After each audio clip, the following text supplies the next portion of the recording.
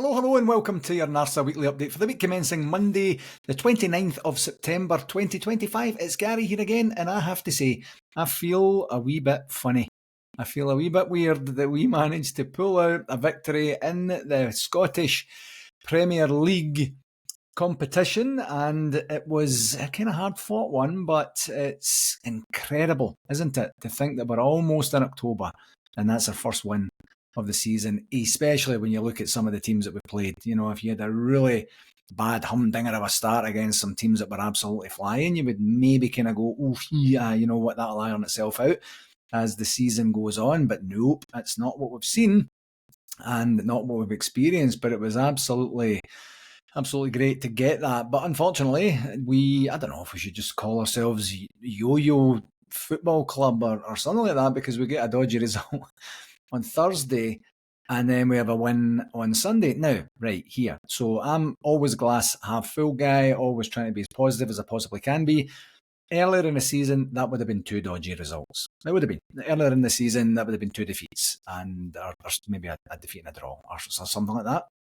But you know, progress is kind of being made. Of course, right in the middle of Universal, it seems to be calling for Russell Martin's job, despite the club making zero overtures about the fact that they're actually going to do anything about that. And I'll get to the Rangers fans advisory board a wee bit later here, but you could tell from the minutes of that meeting that there's zero intent of doing anything like that. And I have to say, I don't like the abuse at all. I fully understand the challenges that we're all experiencing, myself included, as a fan base, and as probably you would imagine as employees of the club as well. I just wish there was another way, honestly, another way that had a wee bit less aggression and a wee bit more positivity or something like that, where we could express our discontent in a way that would be meaningful, in a way that would be actually absorbed by the club and taken seriously and such. And whether that would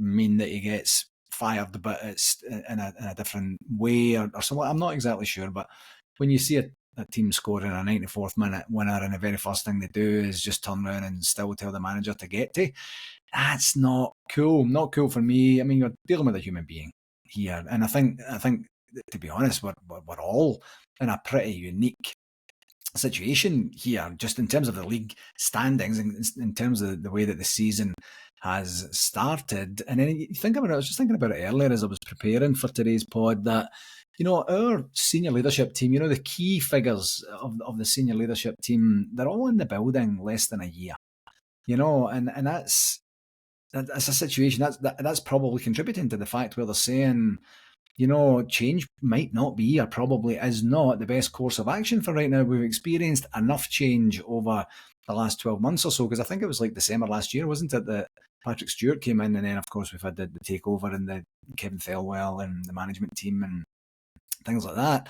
And as I say, I'm just kind of looking at the more human side of it, and like I appreciate fully from a management perspective, head coach or manager, that it's shockingly below standards. And by the way, I say that completely acknowledging the fact that as a football club, we've won one Premier League trophy in the last 13 or 14 seasons. So our standards are still being picked back out of the gutter, so to speak, in terms of actually winning and genuinely competing for the league title, because we haven't. I mean, apart from 55 back there a few years back, we haven't even been competing properly, and it looks like it's shaping up to be the exact same this season, albeit we did cut the lead down by 2 points yesterday. So we're still well below our own standards from a club perspective. But the challenge that we have, I think, as a fan base, is we're doing absolutely everything that we need to be doing to support the club. We're buying the shirts, we are buying the season tickets for the season ticket holders. I'm not a season ticket holder anymore. That we're getting the merchandise, we are supporting the events, we're doing absolutely everything that we can. Like over here from a NARSA perspective, we are paying for RTV and we are doing things by the book to make sure that we are actually supporting the club. That's a wee bit different from some people being fans and not taking any accountability for actually supporting the club you're supposed to support. But different conversation for a different day there. And I think that's really where it comes from. We're doing our part, and like, what happens if that's not good enough? I mean, it seems to work at other clubs when the fans are as dedicated vocal and passionate and such. So we've got a lot of thinking to do here and a lot of making up to do with the fans. And the best way that Russell Martin can make up to the fans is by winning football games, by winning meaningful football games that gives us an opportunity to truly compete. And we're going to have to see. I mean, it could be the greatest turnaround in footballing history, the way it's going right now. We're not being very objective right now. It's very difficult to be objective in the moment anyway as a human being. And I just don't know. I don't know how this is going to go, because we want that immediate relief of Russell Martin gone, or the majority of fans do. I just want Rangers to win football games, and I don't really mind who the manager is, and I'm starting to like what I see in terms of some of the play that we've got, which we just were completely bereft of at the beginning of the season. So we'll see what happens. Win football games, climb up the table, give us something to actually identify with, and then see how it goes from there. Because as I say, it just doesn't look like there's going to be any sort of change at the top of the footballing department in our beloved club. So anyway, on to the game segment for this past week. I'll start off with Thursday's 1-0 home defeat to Genk in the very first game of the Europa League, and I have to say I was quite confident going into this game. I was actually really looking forward to it, and we just didn't do what we needed to do. Obviously we didn't, because we got beat, but that's very unusual for us. I mean, that's one of a handful of defeats that we've experienced in Europe going back 7-8 seasons or so. And we can't, like, when you get to the stats part, you'll kind of see why. We had quite a quiet start. We had a chance where Mikey Moore stole a chance actually from Nico Raskin and then completely fluffed it, where Raskin looked like he was in a better position, but just a breakdown in communication between them.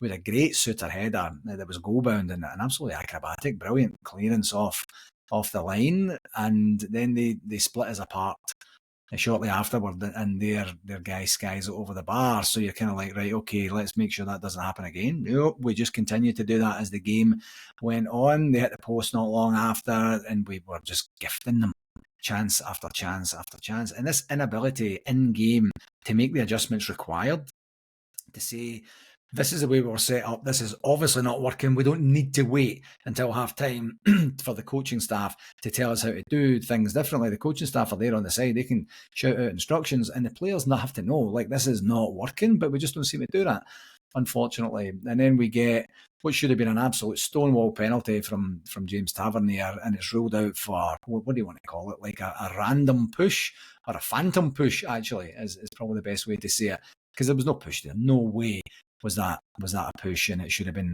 a penalty. And we were just getting all the chances, most of the chances kind of were coming down our left hand side, our right hand side, their left hand side.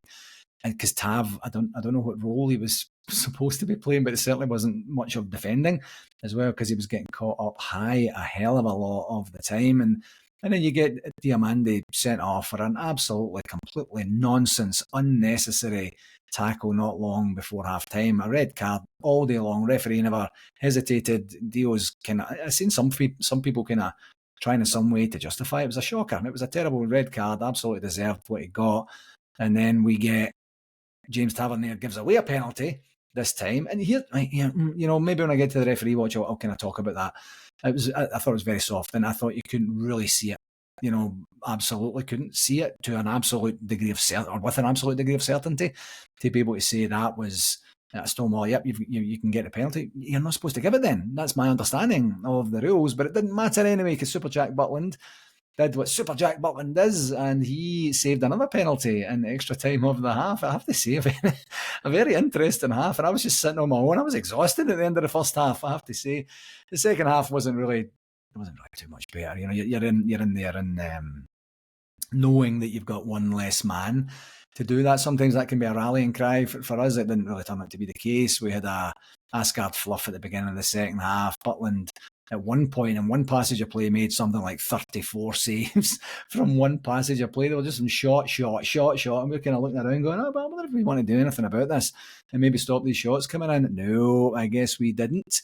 So then we've got Suter way too high, not quick enough to get back, kind of sleeping, and their boy finally gets a goal. I mean, he was our best player, wasn't he?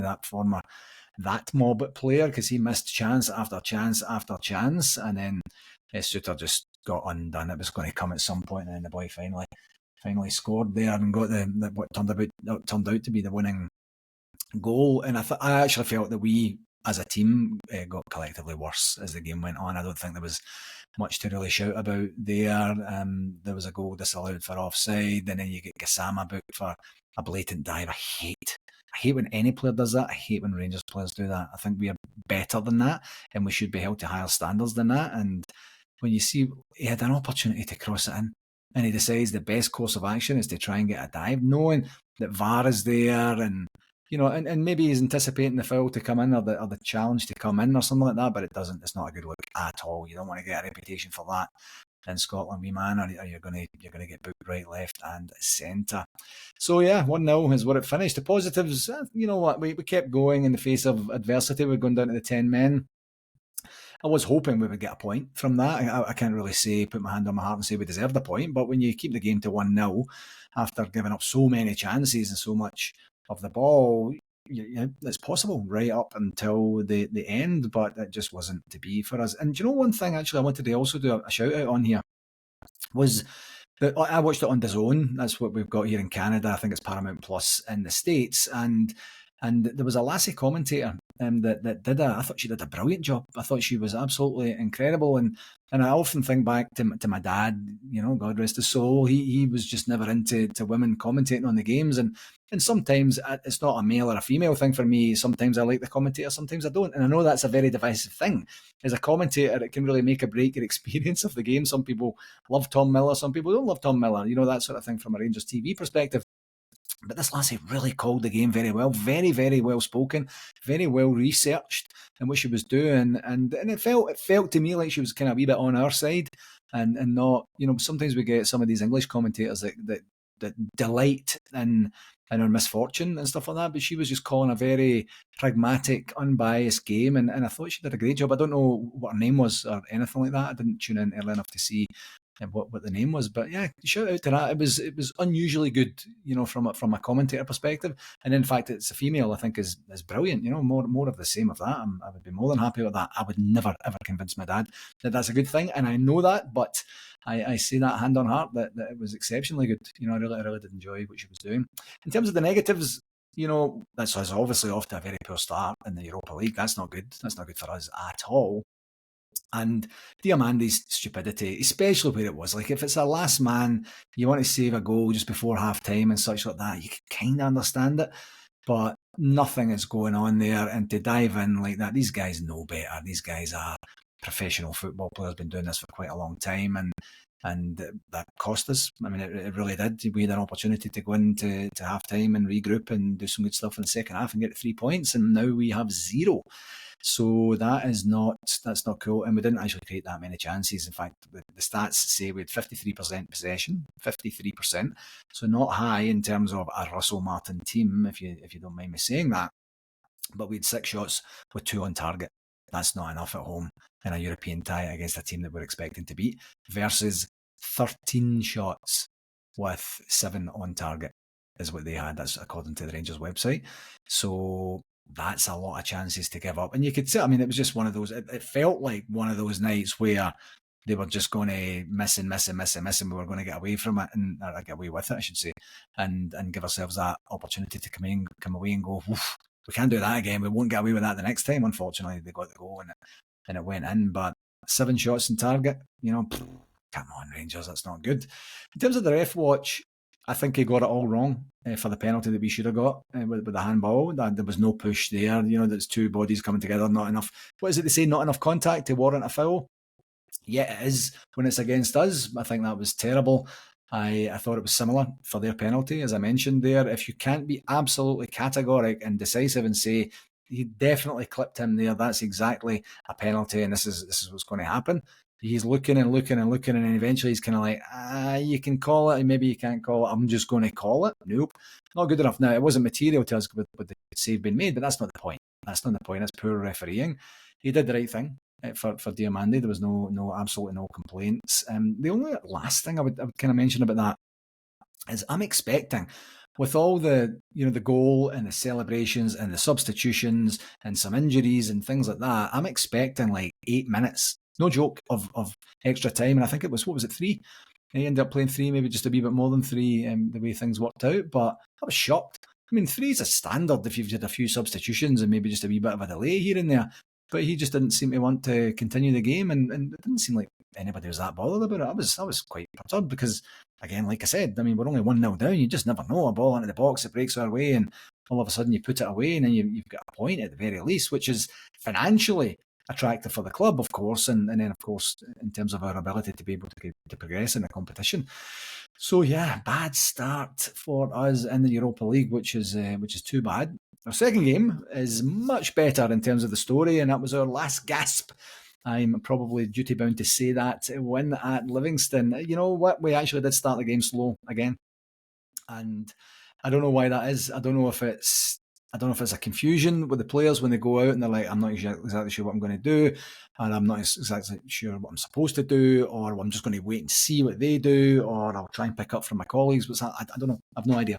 But there's a pattern here, and we have to be able to get better at that. If somebody is confused about their role and they don't have a relationship enough with the manager or the coaching staff to be able to say, listen, I'm sorry, can you explain that again in language that I understand exactly what you want me to do? Just break it down and tell me exactly what you want me to do. If they can't do that, then we're not in a good space. I don't think that's good enough. Anyway, so they get a chance. The boy May, the unbookable Stevie May, I guess, goes in, and Butland made a great save, actually. And I was thinking, here we go. And then we gave a golden chance. We got a golden chance, earned a golden chance for Miovski, and he just skied it over the bar. And that's the difference maker from these teams. I mean, he would have scored that with Aberdeen, I think, because it's not the same scrutiny or pressure or anything like that, certainly in his form that he was in when he was with Aberdeen. But the challenge for me is, there's going to be games where he will get one chance, two chances maximum, something like that, and he has to put at least one of those away in order for him to be a good Rangers striker. So, I mean, he did have a great header in the second half, and it was quite unlucky that the goalie made a great save there, but you need to be hitting the target with that one. Otherwise, you're not going to be scoring the goals that we hoped that you were going to be scoring when you came for us. I just imagined at that moment, can you imagine if Cyril Dessers had missed that chance? The whole NARSA list would have been exploding right, left and centre about how much of a donkey this guy is and how he's not Rangers class and how the door shouldn't hit his arse on the way out and all that. But Majovski's here, and we kind of really want to like this guy, and he's getting more of a pass than some of the other guys who had more of a chance to disappoint us, I guess is probably a good way to say it. And then with a brilliant goal by James Tavernier. I still can't quite work out what he did because it's so quick in the replays. Don't seem to slow it down too well, but great goal after some really, really good work. A good team goal, I thought, on that one. A brilliant cutback, and then just his ability to kind of reposition his body and get that goal in was brilliant. We got a penalty shortly after, an absolute obvious penalty, short pull on Nico Raskin, and fair play to John Beaton. He did go. He didn't look like he didn't want to give it. I have to say, he looked like, I need to give this. But we get the penalty, and then Tav just made a mess of it.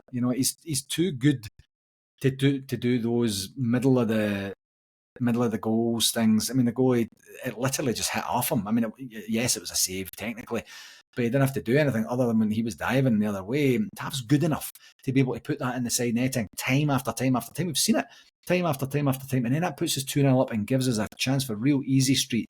And no, that's just not what this Rangers team are doing right now. So yeah, not pass marks for Tav on that second one, but obviously, he kind of helps make up for it with the pass for the winning goal. So you'll get a wee bit of a pass there.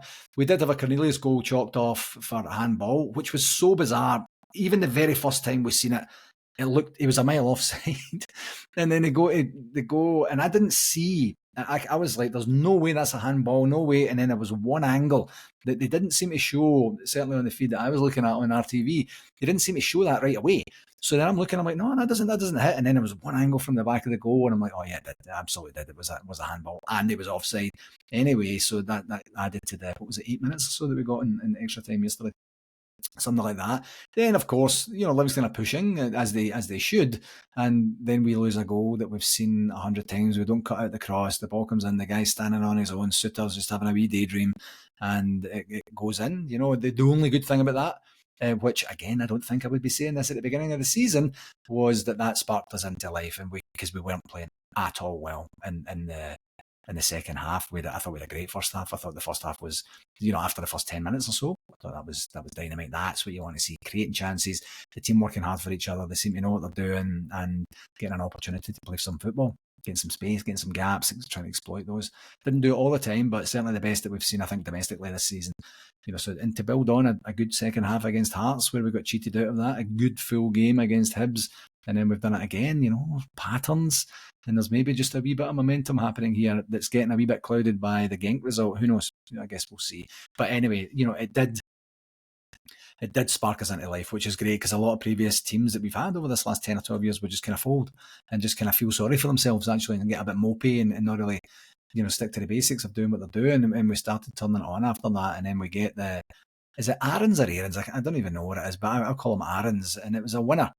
The winner where Tav gets the ball in, Nico Raskin goes to the front post, has a knock on, it goes to Aaron's. Good finish, by the way. I took it on the volley, and he loved it. And I'm really delighted for him, because I gave him a hard time. I'm sure everybody did when he had that absolute meltdown in Belgium and got himself sent off just because he didn't fancy playing and he didn't fancy getting another beating or whatever, or just immature frustration, whatever, something took over him. And he acknowledged that in his post-match press conference, which is actually on our TV today. And fair play to him. We don't want any Rangers players. I don't want any Rangers players to fail. I know that some other people don't feel the same way, but it's one of these, good for him. It doesn't make up for what he did before, but it certainly helps. It helps us in the league. And to see his reaction, to see the bench's reaction, Russell Martin's reaction after it was great for us. And it was, immediately, as I said earlier, they're calling for the manager's head in a very rude sort of way, let's just say, quite pointed with the language. And, that's not the best that we can muster as a Rangers support, I don't think. But, I was even trying to convince Alec in the club that, this could be the turning point. This is great. And he's taken a lot of convincing. He's like, nope, he still has to go. And I'm like, all right, I'm going to enjoy the fact that we won the game and just really get into it and have a good time. So, and I heard the stat today, was it today or yesterday? I can't remember. I heard the stat that we haven't had a clean sheet away from home since December last year. So that's, by the way, that's 3 different managers. That's Philippe Clement, that's Barry Ferguson, and Russell Martin. So it's not all Russell Martin's fault. He's just kind of building on whatever kind of came before him. But you never know, folks. As I say, decent second half against Hearts, really good performance overall against Hibs. Obviously getting the break for their handball goal and things like that helped us. And then we've got a really good first half there. Things to build on. Things to say, more of this, less of that. And also to build on the poor second half as well, to be able to sit down and say, what happened? Because there's certain things like, was I reading this or was I listening to this? I can't even remember what it was. Maybe it was even a conversation I had with someone. But when you think about it, like, the manager isn't responsible for your attitude on the field and how much you are or are not willing to run, how much you're willing to put your body on the line for the club and the jersey and the fans.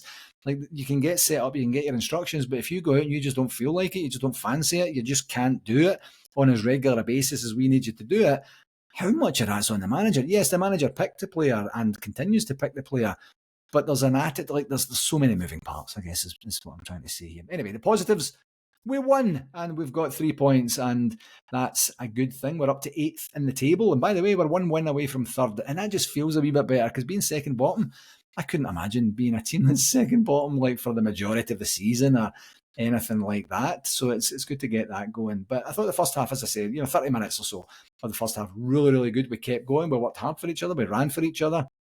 To get a late winner in any game is significant, and we don't do that enough, I don't think, and we haven't really done that enough in our history, quite frankly, in my history of over 40 years of watching the club, and so to get a late winner, to close the gap. I know the gap is still significant between us and Hearts and that mob also in second, but you need to start somewhere, and obviously the best time to start would have been at the very beginning of the season. The second best time is right round about now. So yeah, it was good. The negatives: their goal was really annoying, very, very poor. I've just seen that type of goal 100 times, haven't we? I said that earlier, and I just didn't like that. Like, what are we actually practicing when it gets to that sort of type and style of defending that we know we're going to have to do in a game? Just switching off and making it too easy and such. And most of the second half was was disjointed until they scored, and then that put us back into right. Okay, let's go, and we did that, and the substitutions worked, and it was good to get what we got to. In terms of the stats, 65% possession. That's around about what we've got typically. 11 shots with 7 on target, and versus 7 shots and 3 on target as well. So that was all right. In terms of the ref watch, John Beaton did what he had to do. He wasn't getting himself all egomaniac or involved in a game. I don't recall any time being really upset with him or anything like that. So he'll get the standard 7 out of 10. This week we've got Europa League action again, which becomes more poignant now. We need to start picking up points. So we're away to Sturm Graz on Thursday, the 2nd of October. That's a 3 p.m. Eastern Standard Time kickoff, 8 p.m. in the UK. It's normally something that we'd be looking forward to, but we haven't had our troubles to seek away from home in Europe this season. So I don't know. I'm not quite as enthusiastic about this one, but it's Monday. And by the time Thursday comes, I'll be back super in love with the team again. And I'll be like, yay, come on Rangers, this is going to be great. So we have it in us to get a good result away from home against Sturm Graz. We do. So we will hopefully go there with that attitude and get the 3 points and get our campaign and ourselves back on track in Europe. And then we're away to Falkirk on Sunday. Another interesting one. Sunday, the 5th of October, where it's a 10 a.m. Eastern Standard Time kickoff. It's 3 p.m. UK. That's 2 away games in a row. And those are usually stink bomb timelines in terms of the timing of the kickoffs. But that's two 8 o'clock games for us, as I say, 10 a.m. Eastern Standard Time kickoffs. And that's great. We're away to Falkirk this time. Don't really know too much about them other than the second bottom of the league. What a bunch of losers, man. Second bottom of the league. Jeez. 8th is where it's at, folks. And we just need to do what we need to do to get a result. And I'm hopeful that the scouts and the coaching team and such will have the team prepared properly to do what needs to be done. But you have to imagine they'll be very up for it, and we need to be too, and get the result that we need to get to. In terms of the shout-outs for this week, Stuart Hay from The Journey Back. You might have seen the show The Journey Back if you're back home, and they took it on tour. They were taking it over to Australia. I know they had to cancel one show, but I believe they maybe had it. I can't actually remember how it all worked out, but we were hoping to get The Journey Back to come over to Kissimmee when we thought the convention in Kissimmee was going to be a giant one, and as it turns out, it was a lot smaller than anybody thought it was going to be, but still great all the same. But he was over in Orange County. He has a partnership with Orange County Soccer Club, and while he was there, he managed to spend some time with our NARSA president, Alan McWatt, and our convention director, Brian Campbell, as well. And they got a chance to have a few beers, a bite to eat, and a catch up. And I'm looking forward to hearing actually what was discussed and how we could possibly partner and do some stuff together. I know Stuart's really keen to come over and help us at a convention at some point. And if the timing's right and the circumstances are right, we would love to have him over. Good guy and very, very energetic and just wants to help and do good things, with his art. So it was great. Great that the boys got a chance to hang out with them. I wasn't jealous at all. We had a group chat about it, and they're just, we'll get you there, you can shout me up a beer, all that sort of stuff. And I'm like, come on, unsubscribe. I'm here in Calgary. I want to be in Orange County with you guys. But it was a lot of fun. It looks like the guys had a good time as well. So as I say, looking forward to that. I did mention the Ryder Cup last week, and I got a all capitals message on YouTube saying, why are you cheering for Europe if you're in North America? Because I'm in the Canada part of North America and I don't really care about American sports. And I have more of an affinity with the European squad than I do with the American squad. I don't mind the Americans. I just supported Europe. And as it turns out, that was one for the ages. Talk about a tense Sunday. I thought it was going to be all done and dusted before the Rangers game even ended yesterday morning, and the Americans just did what they had to do. Every game was great. Almost every game went to the 18th hole, and other than the behaviour of the crowds, the crowd, the New York crowd. If you're from the Big Apple Bears, maybe just don't listen to this next part to hear. But the New York crowd, what a bunch of assholes, just the abuse that McIlroy and Lowry got through the whole thing. That's not golf. That's, support your own players. Don't just boo the opposition players. Like to see if you can G your team to actually sink more putts, get more points, rather than just trying to get under someone's skin. And as it turns out, Rory turned it on, as did Lowry as well. Lowry got the putt that actually helped them retain the trophy, by getting that 14th point, and then subsequently Hatton got the final point there to make it fully Europe's as well. But very, very, very entertaining, especially Friday and Saturday, Europe were just, America didn't even play that badly, but the Europeans were just brilliant, absolutely brilliant. So yeah, congratulations to them. And I completely forgot last week to do a wee bit of a review of the fan advisory board minutes from the previous meeting that they had just, what would that be now, like a couple of weeks ago. And so I read through the minutes earlier today, and quite honestly, folks, nothing really to report. If you had a chance to look at them, you'll probably see that it was very, very centric to Russell Martin must go, and there was information coming back from Patrick Stewart and Kevin Thelwell primarily, just saying it's not going to help us if we make a change right now. There can be too much change. We need to build a solid foundation. We believe in the manager, and we're going to, obviously we appreciate, know and understand that the results are nowhere near good enough, and we need to try and figure out a way to support them better to get the results and the performances to where they need to be. So it was kind of basically 3 or 4 or 5 pages of that. And the fan advisory board, fair play to them, they stuck with it and they were like, this guy has to go. This is the sentiment of the entire fan base. And then fair play equally to Patrick Stewart and Kevin Thelwell, where they're saying, we're not going to do that for right now. We're going to continue down this path. It's early days, early stages, and we'll see how it goes. But we know that we can't do this in perpetuity. So open conversation, an educated adult conversation between two parties that want the same thing, which is a successful Rangers. And we're just going to have to see what's there. But there was no quotes, or no real sound bites or anything that I took from it that I could use for this as well. And I do have a wee bit of a news in terms of a shout out, and I wasn't really 100% sure where to mention that for this week's pod, but we did get some news on the weekend there, some very surprising news, certainly surprising for me, in that one of our flagship clubs in Toronto number 1, decided to leave NARSA and leave the NARSA family to source their own unofficial feed. They're not taking it through RTV and haven't been taking it through RTV for quite some time, and they're going to go it alone. And the interesting and surprising thing for me is I knew that they were voting on whether to take RTV or not. I didn't realise that membership of NARSA at large was at play here, and it's fascinating and disappointing at the same time, because Toronto number 1 were at one point the heartbeat of NARSA. You had Bobby Smith there, long-time treasurer, past president of NARSA. You had Jim Maxwell in there as the Northeast representative when he was doing his thing for a few terms, and Sandra Hawthorne, of course, a long-term NARSA secretary and treasurer, and a whole bunch of other things that we needed to get her to do at various points over the years. And now they are gone. Now they have just decided it's best for them to leave, and you have to respect the democratic process, and it's absolutely their right to do that. I'm hoping that we can get engaged in some level of dialogue with them to understand the rationale better, because the rationale is basically we don't want to pay NARSA membership fees. We don't want to pay 140 Canadian dollars for NARSA membership for this year. The club can't afford it, and it's just over $10 a month.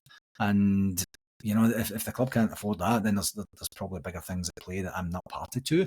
But it would be great to have some dialogue. We want to grow as NARSA, and we have had an opportunity to grow with Victoria and the Grey Bruce club coming, and we have interest from individuals around North America and actually in the UK as well to become members of NARSA and just continue to grow that family. So we don't want any club to leave, let alone a club who's been stalwarts of NARSA and great supporters of NARSA over the years with their own premise, and who've had such a profound impact on NARSA's history. It's just not cool. It's not cool to do that without a conversation with NARSA. To do all that, you're well within your rights to manage a club how you want to manage it, but just to leave, mic drop, without there being any sort of dialogue, I don't understand why any club would do that. With the exact same situation with Vancouver number 1 back in 2018. I thought at one point I'm helping them get their RTV feed. They were kind of complaining. We're dialoguing back and forward. I'm asking them to get on a call. They stopped responding, and then bang, they resigned. And that then former president Davy Fletcher, he had to leave. He had to leave the NARSA executive because he wasn't with a club in good standing with the association. So I don't get it. I don't get this, leaving without sitting down and saying, here's what's happening. During COVID, we laid out some significant funds of NARSA to help Toronto number 1. And I know they were very, very appreciative of it at the time. We did the same for Bramalea as well, because they were in the unique situation of having their own premises and obviously being completely impacted by the restrictions that were going around there. That didn't merit a conversation. That's rude. in my opinion. And I know a lot of the people at Toronto Number One, they're all fabulous people. They're all doing what they think is right. They're all doing their very, very best. But not to even give myself or Alan or any of the folks based out in Toronto an opportunity to have a conversation about it, rather than just sending an email saying this is what we've decided, cheerio.